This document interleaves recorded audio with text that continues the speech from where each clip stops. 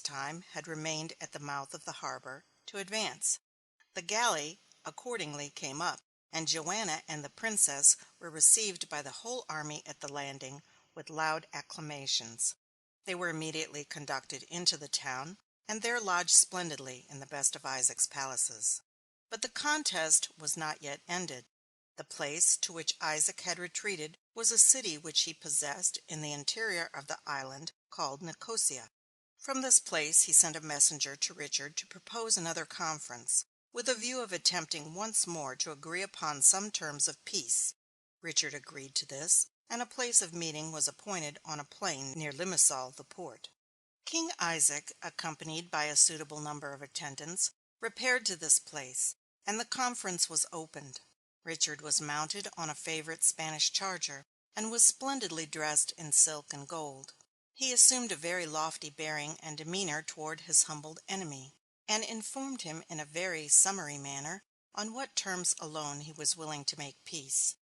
"I will make peace with you," said Richard, "on condition that you hold your kingdom henceforth subject to me. You are to deliver up all the castles and strongholds to me, and do homage as your acknowledged sovereign. You are also to pay me an ample indemnity in gold for the damage you did to my wrecked galleys. I shall expect you, moreover, to join me in the crusade. You must accompany me to the Holy Land with not less than 500 foot soldiers, 400 horsemen, and 100 full-armed knights. For security that you will faithfully fulfill these conditions, you must put the princess, your daughter, into my hands as a hostage. Then, in case your conduct, while in my service in the Holy Land, is in all respects perfectly satisfactory, I will restore your daughter, and also your castles, to you on my return." Isaac's daughter was a very beautiful young princess. She was extremely beloved by her father, and was highly honored by the people of the land as heir to the crown. These conditions were certainly very hard, but the poor king was in no condition to resist any demands that Richard might choose to make.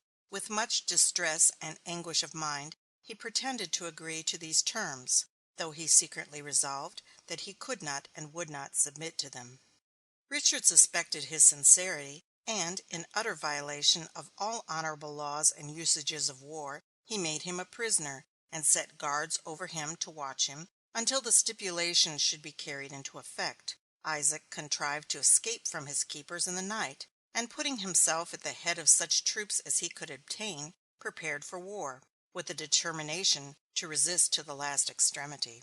Richard now resolved to proceed at once to take the necessary measures for the complete subjugation of the island.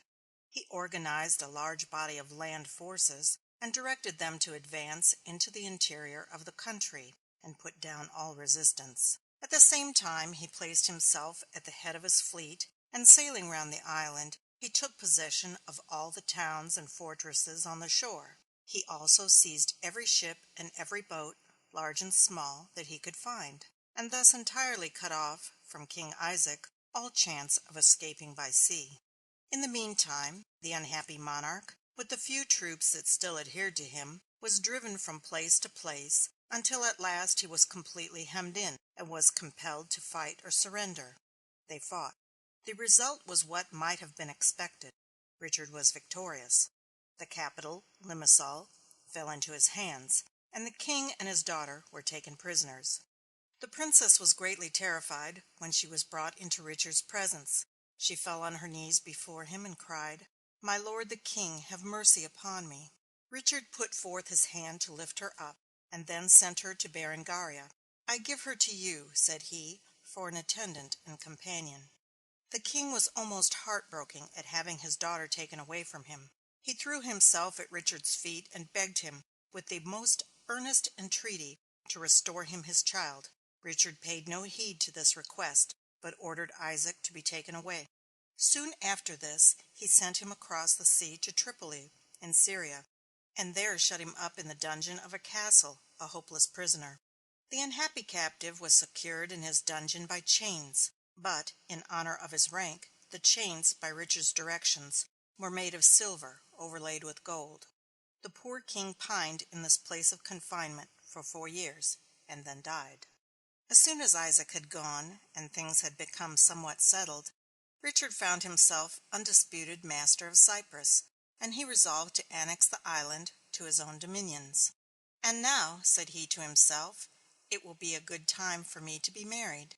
So, after making necessary arrangements for assembling his whole fleet again, and repairing the damages which had been sustained by the storm, he began to make preparations for the wedding. Berengaria made no objection to this. Indeed, the fright which she had suffered at sea in being separated from Richard, she had endured when, after the storm, she gazed in every direction all around the horizon, and could see no signs in any quarter of his ship, and when, consequently, she feared that he might be lost, made her extremely unwilling to be separated from him again. The marriage was celebrated with great pomp and splendor, and many feasts and entertainments and public parades and celebrations followed to commemorate the event. Among the other grand ceremonies was a coronation, a double coronation. Richard caused himself to be crowned King of Cyprus, and Berengaria Queen of England and Cyprus too.